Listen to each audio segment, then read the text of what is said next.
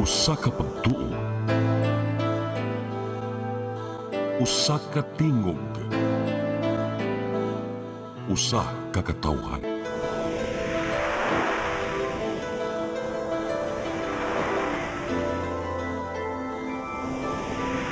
Cebu Catholic Television Network.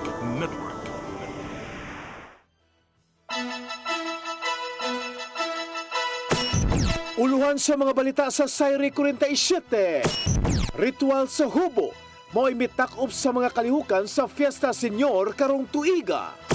Estrikto nga paglahi sa mga basura, ipatuman na dinhi sa Sugbo. 60 ka mga police personnel, ipakatap sa syudad sa Mandaue. Samtang Lapu-Lapu Police, way na dawat nga mga pagpanghulga sa umaabot ASEAN Tourism Forum. Drug den nga nahimutang sa Barangay Ermita, Gironda, tulo na dakpan. Sugbo, Kabisayan ug Mindanao, Pilipinas ug katawhan kutos maabot sa tong Sibya sa tibuok kalibutan mayong hapon. Live kita karon sa CCTN Channel 47 ug kini ang tulumanon sa nag-unang kasayuran nga angay natong masayran. Sa nga ni Attorney Danica Caballes, ako si Dennis Tabar ug kini ang Sayri 47.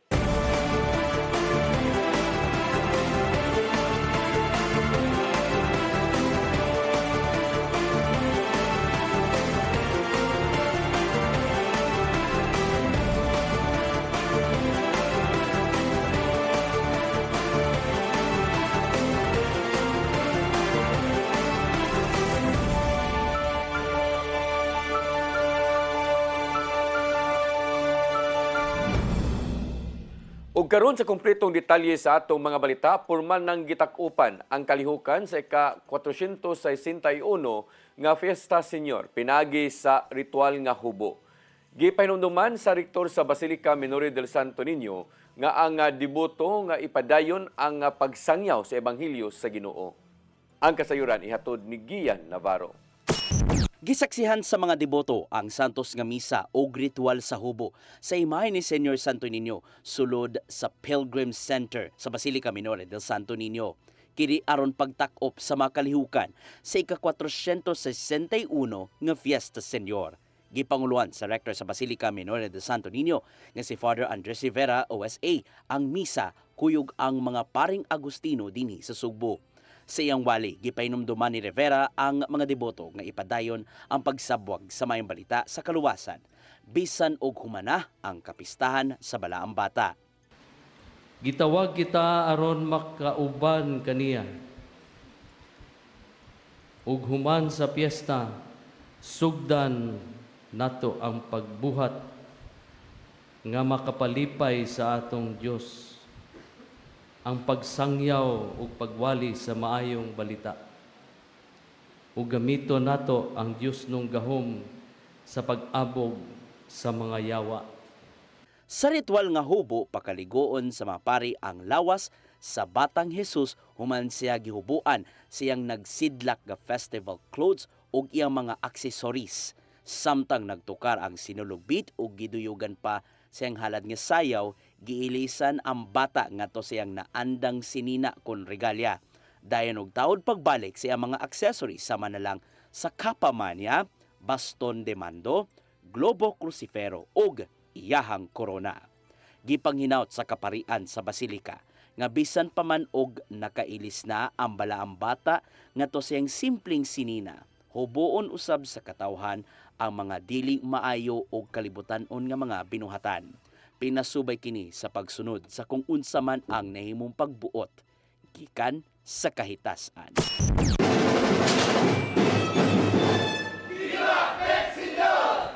Gian Navarro, CCTN News. Sa laing balita, anaa na lang sa 35 ka mga smartphone ang nahabilin sa Cebu City Police Office gikan sa 154 ka mga units nga nabawi sa kapulisan. Usa sa mga biktima sa pagpanguot nga trabahante sa gobyerno taga General Santos City. Malipayon nga nabawi pagbalik ang iyang cellphone. Ang kasayuran ihatod ni Arnold Bustamante.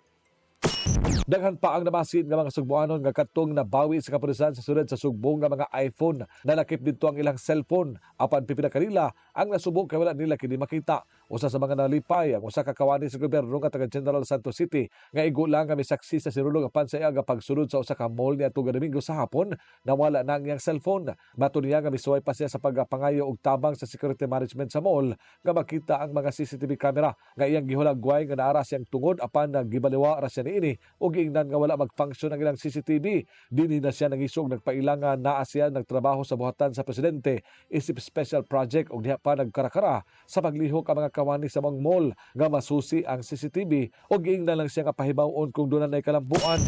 Nag-report ko una sa mall security. Kaya gusto na ako ipacheck ang CCTV. Kaya na may CCTV diri sa akong atubangan, naapod sa akong kilid. Pero wala ginitabang sa ilaha, ma'am. Kung wala pa ako nagpaila-ila po siguro, mo to nga ni hatagan ko nagpatabang ko nga moadtong police station kay ipa-blatter ang incident kay para at least mataga ag record kay ang mall dili mo hatag og IR incident report sa nahitabo. Pagka Enero 20, 2026, niuli na sila sa General Santos nga nagdalag kasagmuyo tungod kay nawagtangan siyang butang ug nawad-an sa paglaom nga iya pa kini nga makuha pagbalik. Apan nabuhi ang iyang dugo sa diha nga nakakita sa social media nga dunay daghang mga cellphone ang nabawi sa kapulisan sa siyudad sa Sugbo gikan mismo sa hagbunganan sa mga kinawat nga iPhone. Dali niya nga gipangsusi ang mga hulagway ug tuod man iyang nakita ang iyang cellphone nga dunay logo sa luyo niini. Nakahukom siya nga mobalik sa siyudad sa Sugbo aron niyang kuhaon ang iyang cellphone dungan sa pagpasalamat sa kapulisan nga dali nga milihok aron na makuha ang mga butang nga kinawat. Actually, ma'am, because of the media og mga concerned citizen na kay daghan man ko gitap. So na-inform ko nga naay mga cellphone nga kuan nga mga na-recover. And then kay akong phone man god na ay siya emblem sa likod.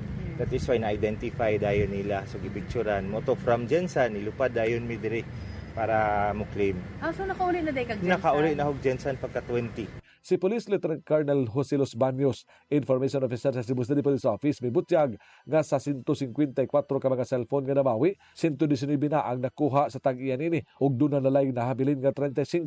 Nakapasaka na usab sila og mga kaso sa duha ka mga suspitsado nga nadakpan og madugangan pa kini tungod sa kadaghan pa sa mi-claim ug miilang nga sila ang tag-iya sa cellphone nga nakawat gikan sa mayaging tuig. As of this morning, we have a total of 35 remaining na wala pa na-claim ng mga cellphone. And yung total sa na claim na positively identify na sa tag-iya is 119. Nagpanahin pa ang kapulisan sa Repensa Sugbo sa pag-ila. Kinsa ang mga responsable sa pagpanguot nga mao ibibaligyan ini silang hagbungan sa dalan Leon Kilat nga i-display matod pa sa usa ka mall sa downtown area. Arnold Bustamante, CCTV News. Buot ni Konsehal Joel Garganera nga did-an ang pag-advertise sa mga sugal dinhi sa Dakbayan sa Sugbo. Tuyong og giruso ang Anti-Gambling Advertisement Ordinance gumikan kay delikadong malingla ang mga kabus sa pagsugal. Ilabi na ang mga nagkakusog usab ang mga online gaming platforms. Ubos sa ordinansahon dili tugutan i-advertise ang sugal sa billboards, mga sibyaanan, digital platform, apil na ang event sponsorships. Apil sa mga giduso nga mamahimong silot nga ipahamtang ngadto sa mga malapason niini, tuyo nga ipalabang ni Garganera ang ordinansahon subay usab sa hangyo ni Arsobispo Alberto Oy nga dili himuong sponsor sa Sinulog Festival ang mga gambling platforms. Gamay nga pahalipay maoy itunol ni Cebu City Mayor Nestor Archibal ngadto sa mga street sweepers o sanitation workers nga nagkugi niadtong Sinulog Grand Parade. Matod ni Archibal nga mopahigayon lang sila og party ngadto kanila. Imnay nga hatagan kini og cash incentives o bugas humay. Kini isipyanong matang sa pagpasalamat tungod sa grabing paningkamot nga mabalik ang naandang kahinlo sa Dakbayan sa Sugbo. Kahinunduman nga si Archibal ang katawhan nga mutabang sa usab sa pagpabilin sa kahinlo dinhi sa syudad pinagi sa insaktong paglabay sa basura. Nakahipos ang Department of Public Services og 300 ka mga tonelada nga basura pagkahuman mismo sa Sinulog Grand Parade. Istriktohon sa mga lokal nga kagamhanan ang pagbuwag sa mga basura aron maminusan ang mga hakutunon paingon sa mga landfill. Kini ang usa sa mga nahisgutan sa kadagkuan sa Department of Environment and Natural Resources uban ang mga opisyal dinhi sa Sugbo sa ilang meeting kagahapon didto sa Kapitolyo. Gihimugatan ni Gobernador Pamela Baricuatro nga gikinahanglang mas sulbad sa labing dali nga panahon ang problema sa basura nga moresulta sa kadaot sa panglawas. Tungod niini hangyoon ni DENR Secretary Rafael Lotilla ang Korte Suprema nga tugutang gamiton ang Inayawan Sanitary Landfill isip kasamtangan nga transfer facility. Samtang nipasalig usab ang uban nga mga mayor nga abagan ang pag-agi sa mga garbage truck paingon sa uban nga mga labayanan sama sa siyudad sa Toledo ug lungsod sa Aluginsan. Siyudad sa Mandawi naghatag og mga eco-wardens sa matag barangay aron pagbantay sa mga gilabay nga basura. Kini subay na sa estriktong papatuman sa waste segregation. Ang kasayuran ihatod ni Mary Rose Saganino. Padayon ang striktong pagpatuman sa syudad sa Mandawi sa waste segregation sa mga malata, dili malata, hazardous o recyclable. Ang mga barangay ang gimanduan sa pagpahinumdum sa mga residente sa pagpatuman niini. Lain gug ang behavior ang tao. So kinahanglan kita nga ang barangay official so taga barangay mahinuod gud sa about sa segregation at source. Ato pa nga gud mo dawat pero di gud balikayan nga 100% nato kay ang kuan gud sa basura sa ato isod plastic unya human isod pa sako bukuson ba gud ang sako. So maglisod ta pero panahon nato nga well segregated jud ang atong basura. Aron pagtabang, ang syudad naghatag og tagtulo ka eco-warden sa 20 city ka barangay nga mo-monitor sa paglabay sa basura. Ipakatap kini sa nagkadaiyang bahin sa barangay, diin kung adunay masakpan nga mga residente nga nagpataka og labay, wala magsunod sa schedule ug wala mag-segregate, ang maisyuhan og citation ticket nga adunay multa nga 500 pesos pataas magdepende sa kalapasan.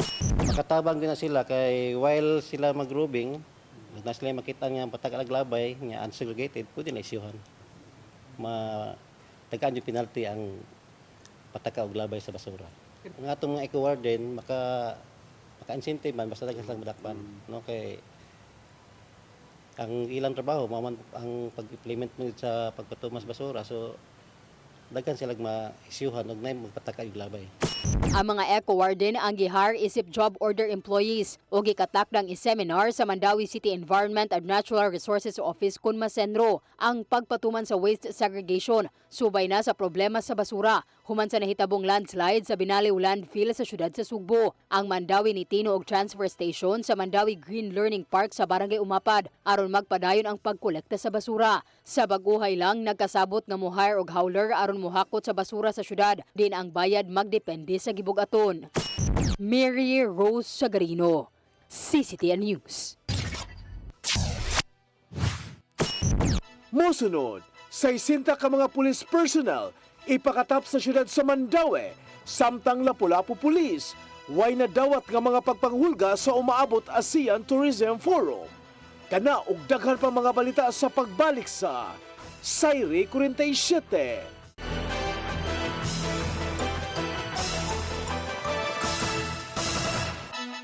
Your daily drive made effortless. For the ones who cross CC Lex daily, this is for you. Upgrade your daily travels with CC Lex RFID. No more fumbling for cash. No more waiting in line. Because your time matters. Get your free CC Lex RFID today. Fast, easy, and hassle-free. Visit cclex.com.ph and click register. Fill out your information. Choose an installation site and present the QR code sent to your email to the CC Lex RFID installer at our customer service centers. No time to register ahead. Walk-ins are welcome. Drop by the customer service centers and we'll have your CC Lex RFID registered and installed on the spot. Fast service, zero stress. Enjoy seamless and faster travels. Thousands of daily travelers have already made the switch from cash to CC Lex RFID toll payments. Don't get left behind. Choose convenience. Choose CC Lex RFID today.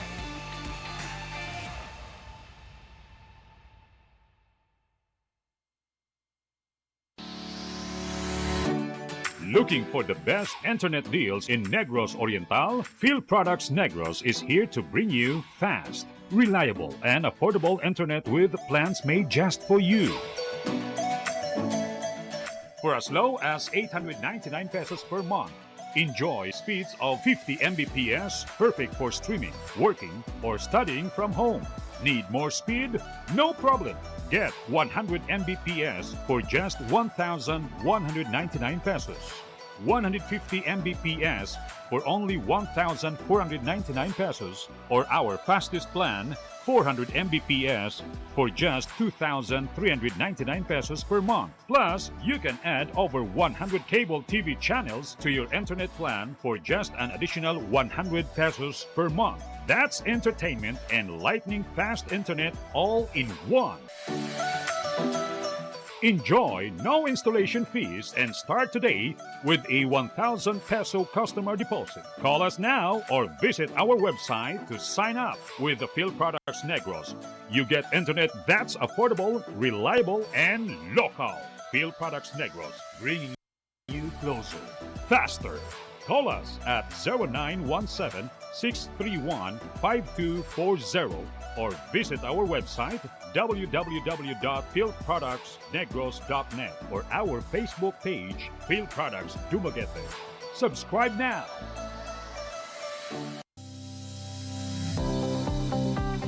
That portion was brought to you by Grab and Move It.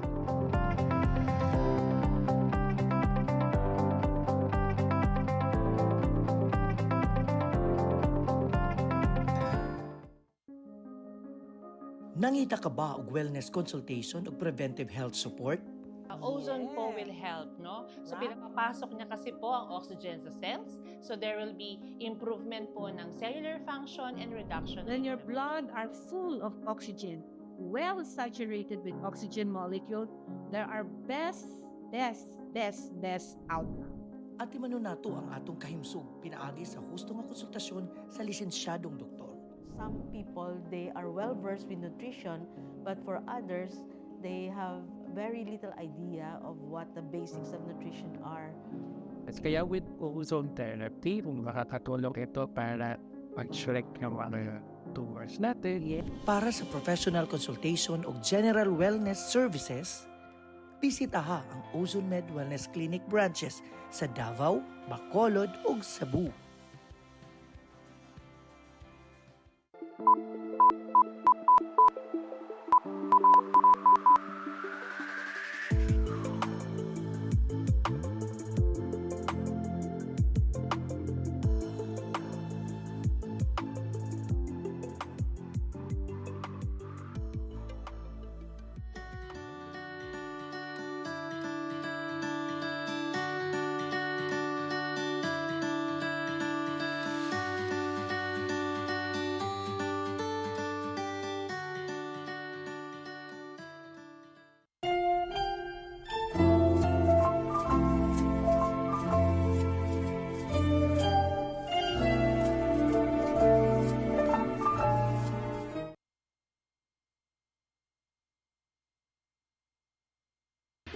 Masin Country Lodge and Restaurant, located at Riverside, Mambahaw, Masin, Southern Leyte. Contact number 053-570-8858. Definitely countrylicious.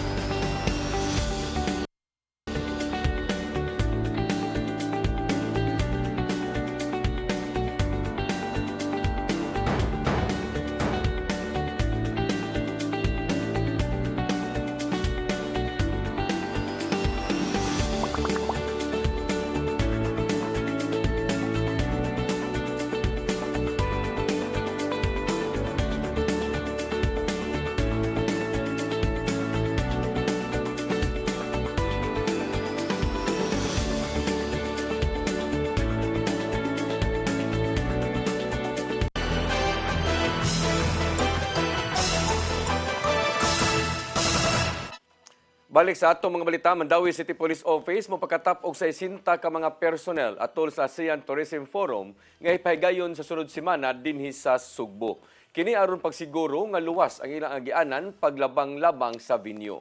Ang kasayuran ihatod ni Mary Rose Sagarino. Isip gateway sa Cebu o agianan padung sa syudad sa Sugbo gikan sa dakbayan sa Lapu-Lapu. Nangandam usab ang Mandawi alang sa ASEAN Tourism Forum karong Enero 28 hangtod 30. Ang kalihukan nga tambungan sa gatusan ka mga delegado sa nagkadaiyang nasod sa Southeast Asia ang ipahigayon sa Lapu-Lapu ug Cebu City. Bisan pa man og walay naka-schedule sa syudad sa Mandawi, mopakatap gihapon ang Mandawi City Police Office og 60 ka personnel. Pagbantay na sa mga agianan sa mga delegado ug staff. We are preparing for to secure the routes, no, where our delegates will be passing through, no, meaning from the airport or from Lapu-Lapu City towards Cebu City. Gawas sa mga pulis, dugang 30 ka personnel ang ipakatap sa mga karsada, langkuban sa Traffic Enforcement Agency of Mandawi kun team, City Disaster Risk Reduction and Management Office ug Bureau of Fire and Protection. Gitaho usab nga posibleng adunay hotel sa Mandawi ang moakomodar sa mga staff sa mga tourism secretaries nga apil sa gipangandaman sa kapulisan. Yes, we have also prepared, no, ang atong mga dagko na mga hotels diri amo sang gi-prepare daan. We have already made security plans for to secure those areas in case na nay moabot na delegates or their staff for that matter. Gusto usab sa syudad nga pasugan ang wala na misiga nga mga suga sa duha ka taytayan aron hayag atol sa paglabay sa mga delegado. Mary Rose Sagarino, CCTN News. Lapu-Lapu City Police Office way nadawat nga mga pagpanghulga karon nakaduol na ang ASEAN Tourism Forum. Nangayon na usab og nga maong buhatan og dugang puwersa gikan sa Regional Mobile Force Battalion alang sa pagbantay sa seguridad. Ang kasayuran ihatod ni Crystal Joy Felerca. Sunod semana na, Enero 26 ngadto sa 30 ipahigayon ang ASEAN Tourism Forum dinhi sa Sugbo, kundiin libuan ka mga delegado ang motambong. Usa sa mga venue ni ini mao ang Lapu-Lapu City. Lakip sa mga kalihukan sa ASEAN Tourism Forum, mao ang welcome dinner para sa mga delegado nga ipahigayon sa Liberty Shrine sa Barangay Mactan karong Enero 28. Matod sa spokesperson sa Lapu-Lapu City Police Office nga si Police Captain Edsel Petesio, nga wa hinuon sila'y nadawat nga mga pagpanghulga karong nagkaduol na ang maong international nga kalihukan. So far ma'am, so good ang ato ang monitoring sa intel. Wala tayo na kuha o nasagat ng mga report regarding sa mga dili maayo nga mga plano nila. Samtang na ngayon na og dugang puwersa ang LCPO gikan sa Regional Mobile Force Battalion 7 aron sa pagbantay sa seguridad sa maong kalihukan. Matod ni Petesio, nga gilauman nila ang pag-abot sa usa ka gatos ka mga personnel gikan sa RMFB 7. Dugang pa niya nga maghuwat na lang sila sa memo para sa ipahigayon nga send-off ceremony aron sa pagsugod sa ilang deployment. Crystal Joy Felerca, CCTN News. Heritage Store sa dakbayan sa Sugbo alang sa mga delegado sa ASEAN Tourism Forum giandam na. Samtang nagpatabang ang Kapitolyo sa militar aron pahugtan ang seguridad ngadto sa mga langyawng bisita. Ang kasayuran ihatod ni Gian Navarro. Gibutyag ni Cebu City Mayor Nestor Archival nga gipangandaman na ang Heritage Tour alang sa mga delegado sa ASEAN Tourism Forum. Ilabi na nga mga bot dinhi sa Sugbo karong weekend ang mga tourism stakeholders gikan sa mga silingang nasod sa Southeast Asia. Andam na sab ang itinerary alang sa mga laganan sa delegado sunod semana. Bisitahon nila ang Cebu City Hall, Magellan's Cross, Basilica Minore del Santo Niño, Cebu Metropolitan Cathedral ug uban pa.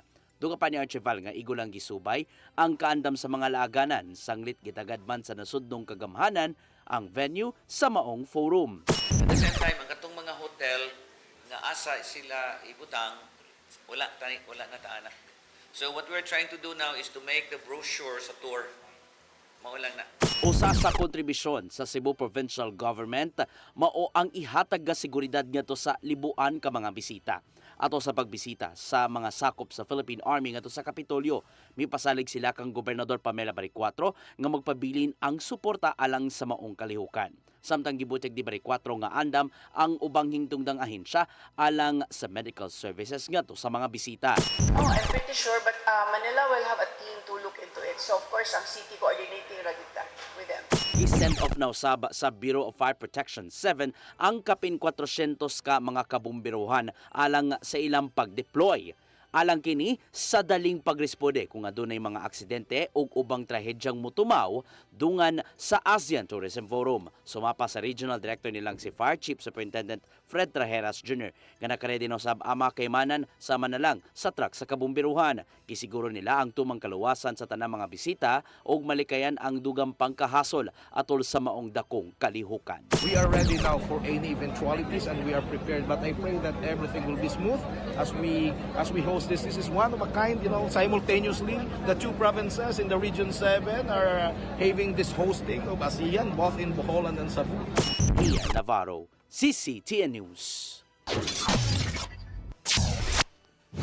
Lapu-Lapu City, kung DepEd Lapu-Lapu City Division naghuwat pa sa mando sa LGU kung magsuspinso og klase atol sa Siam Tourism Forum sa sunod semana.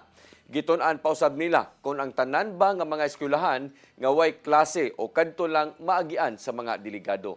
Ang kasayuran ihatod ni Cristel Joy Filerca.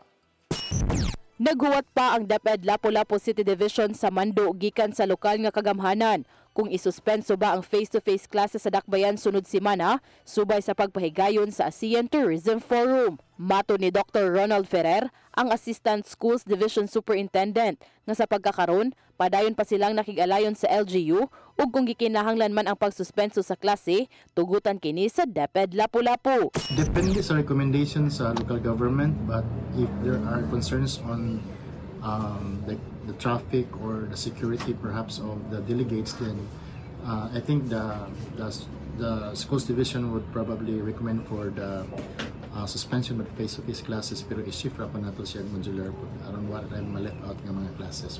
Nibutyag usab ang Assistant Schools Division Superintendent nga 200 ka mga arnisadors nga mga tinun-an sa Lapu-Lapu City ang mo-perform sa welcome dinner karong Enero 28 sa Liberty Shrine sa Mactan. Maong sundon ra nila kung unsa man ang mando ni Mayor Cindy Chan ug i-adjust na lang nilang ilang mga school activities o galing adunay maapektuhan. Sa nang ang general preparation of how we would complement with the preparation, and then from there diha na namo na i-recommend ko kung saan ay will it be certain schools lang or we need to suspend face-to-face classes for the entire city, so depende siya. Kung ugaling isuspenso ang face-to-face classes, gitun-an pa usab sa DepEd kung pila ka adlaw ang way klase. Cristel Joy Filerca, CCTN News. Gisibog sa Sandingang Bayan ang arraignment o pagbasa sa kaso batok kang kanhi Senador Bong Revilla ug pipila ka mga akusado sa kasong malversation. Gibalhin ang schedule ngadto sa Pebrero 9 sa buntag tungod sa pipila ka mga kakulian. Matud sa Sandingan Bayan 3rd Division Chair o Associate Justice Carl Miranda nga aduna pay pending motion ang nagkwestiyon sa merito nga giatubang nga kaso. Gitanggong si Revilla o pipila ka mga opisyal sa DPWH sa Silda tungod sa kalambigitan sa Ghost Flood Control Projects sa Pandi, Bulacan. Gitahasan ang habig sa mga akusado o prosecutors nga muduso og tagsa-tagsa nila ka mga mosyon sa sunod semana.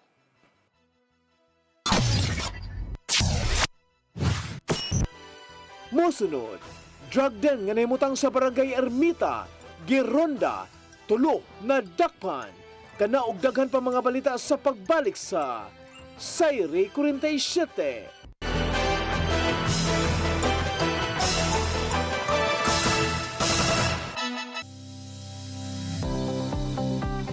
That portion was brought to you by Grab and Move It.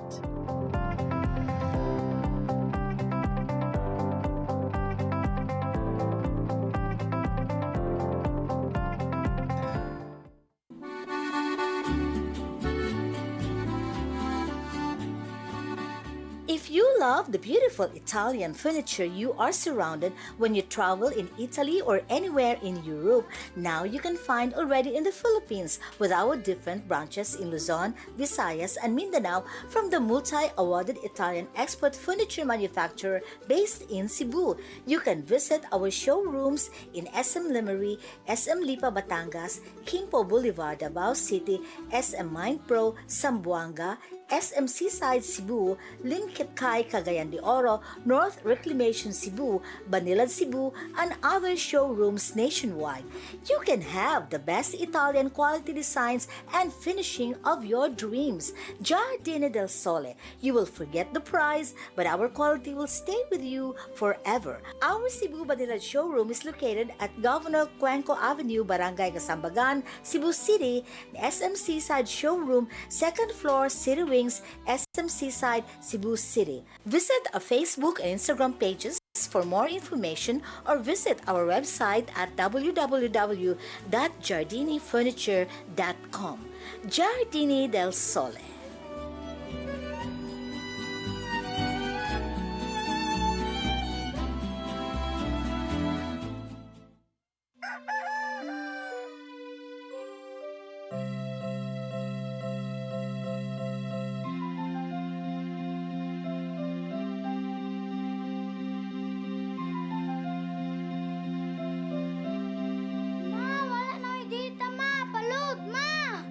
Sorry ma'am, na-late ko. Nangita pa mong gusto para internet sa kong anak ma'am. Ay wala na yung problema. Pag Sinisibu! Sinisibu, Sinisibu. For your internet connection.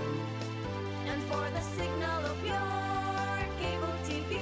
So fast and straight the transmission to your home. Sinisibu! Sinisibu, Sinisibu. Offers you to have fiber optics. For your viewing experience, perfect and clear so fast. So great and affordable for you to enjoy. Sinisibu. Sinisibu Television Network Incorporated offers fiber to the home broadband internet bundled with fiber to the home cable TV connection. Sinisibu Television Network Incorporated with its operation in Metro Cebu and the whole province of Cebu soon. And affordable for you to enjoy. Sinisibu!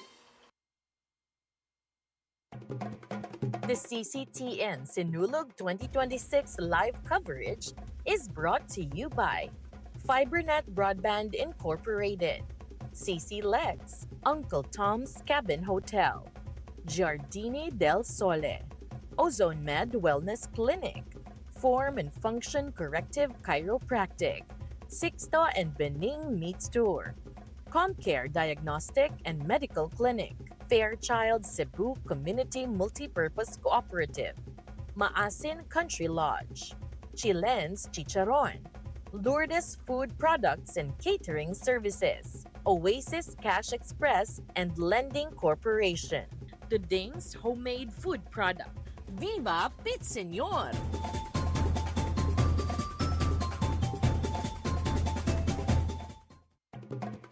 The CCTN Sinulog 2026 live coverage is brought to you by Phil Products Negros Oriental, Phil Products Calbayog, Phil Products Butuan, Phil Products Ozamis, Phil Products Tacloban, Surigao Cable TV, New Bacolod Cable TV, Real Speed Cable TV, South Seas Vision, Bohol Community Cable TV, Bogo Cable TV Bogo, Bogo Cable TV Daan Bantayan, Bogo Cable TV Bantayan Island, Bogo Cable TV Toledo, Bogo Cable TV Sambuan Branch, Cine Cebu Main Office Cebu City, Cine Cebu Lapu-Lapu Branch, Cine Cebu Danao Branch, Cine Cebu Olango Island, Cine Cebu Minglanilla Branch, Cine Cebu Dalaget Branch,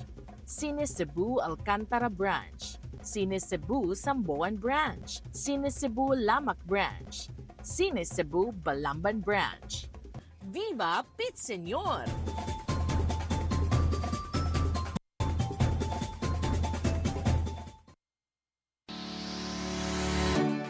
Looking for the best internet deals in Negros Oriental? Field Products Negros is here to bring you fast, reliable, and affordable internet with plans made just for you. For as low as 899 pesos per month, enjoy speeds of 50 Mbps, perfect for streaming, working, or studying from home. Need more speed? No problem. Get 100 Mbps for just 1,199 pesos. 150 Mbps for only 1,499 pesos, or our fastest plan, 400 Mbps for just 2,399 pesos per month. Plus, you can add over 100 cable TV channels to your internet plan for just an additional 100 pesos per month. That's entertainment and lightning fast internet all in one. Enjoy no installation fees and start today with a 1,000 peso customer deposit. Call us now or visit our website to sign up with the Field Products Negros. You get internet that's affordable, reliable, and local. Field Products Negros, bringing you closer, faster. Call us at 0917-631-5240 or visit our website www.fieldproductsnegros.net or our Facebook page, Field Products Dumaguete. Subscribe now.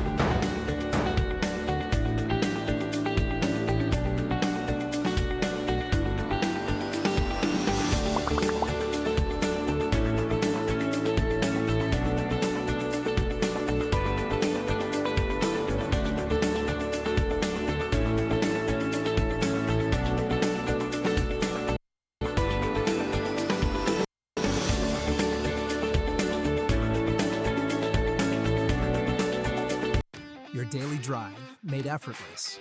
For the ones who cross CC Lex daily, this is for you. Upgrade your daily travels with CC Lex RFID. No more fumbling for cash. No more waiting in line. Because your time matters. Get your free CC Lex RFID today. Fast, easy, and hassle-free. Visit cclex.com.ph and click register. Fill out your information. Choose an installation site and present the QR code sent to your email to the CC Lex RFID installer at our customer service centers. No time to register ahead. Walk-ins are welcome. Drop by the customer service centers and we'll have your CC Lex RFID registered and installed on the spot. Fast service, zero stress. Enjoy seamless and faster travels. Thousands of daily travelers have already made the switch from cash to CC Lex RFID toll payments. Don't get left behind. Choose convenience. Choose CC Lex RFID today.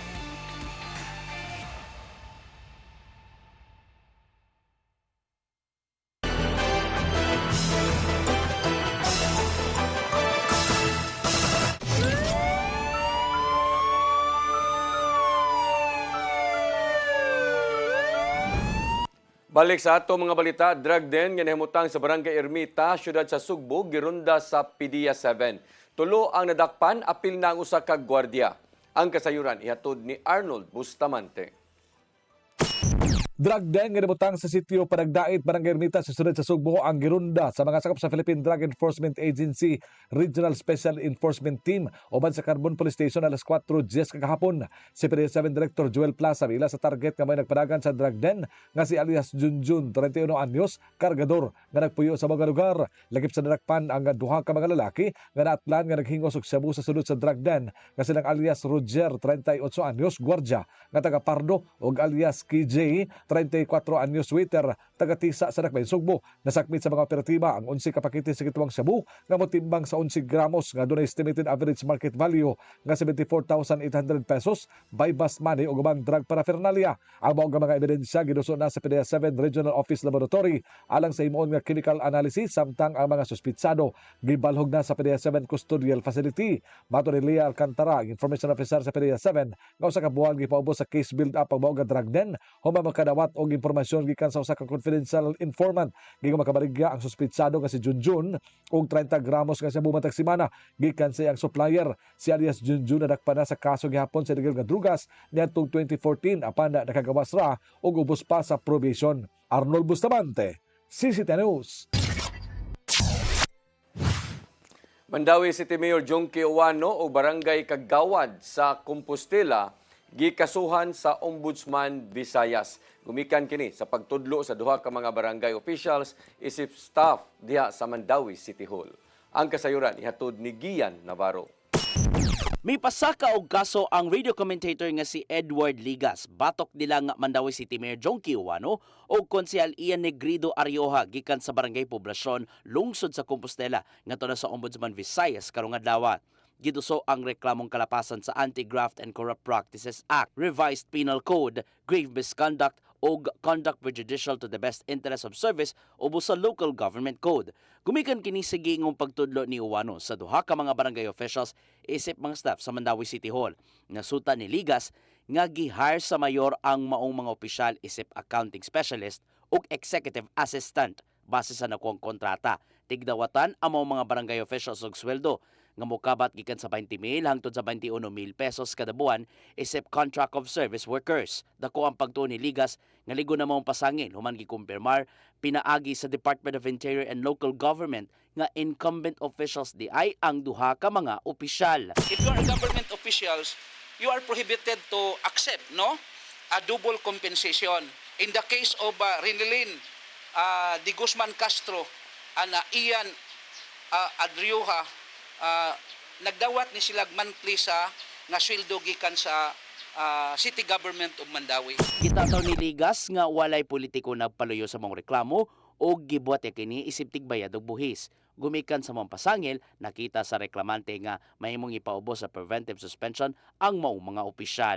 If indeed they are truth in running against airing government officials, ilaning buhato atong gipangayo ang suspension samtang ongoing ang investigation niya sa kaso. May mangusab di Ligas nga sample pa lang kini sa mga kasong ipasaka gumikan sa nakit ang kahiwian sa kasamtangang administrasyon sa dakbayan sa Mandawi. Tuod nini wala nagikatingalahan ni Mayor Uwano ang reklamong gipadangat ni Ligas isip ilang konstituente. Mato di Uwano nga igorang gibuhat sa reklamante ang katuod nini nga mao ang pagduso og kaso. Tubagon lang nila among pasangil sa gayong madawat sa legal team ang kopya sa reklamo gikan sa ombudsman. Apan kini na lang ang dugang paghulagway ni Mayor Jonky sa laing gipasakang reklamo gikan ni Ligas bato kaniya ug sa pamilya. Knowing Edward Ligas had pinangga sa kemiyanan niya, okay, i-file na ko igsuon. Pero amo lang yan ang tubagon lang yan nato sa legal nato. Pero as far as I know, murag ni-resign na siya as counselor sa Compostela. No niya. Pero ang employer-employee relationship, wala man sa kay consultant raman. Ian Navarro, CCTN News. Mao kadtong naglangkob sa atong mga balita sa Sayre 47 sa nga ni Attorney Danica Caballes, ako si Dennis Tabar. Hangtod ugma dinigyapon sa inyong paboritong kon hangtod sa Lodis Puhon dinigyapon sa inyong paboritong tulumanon, Sayre 47.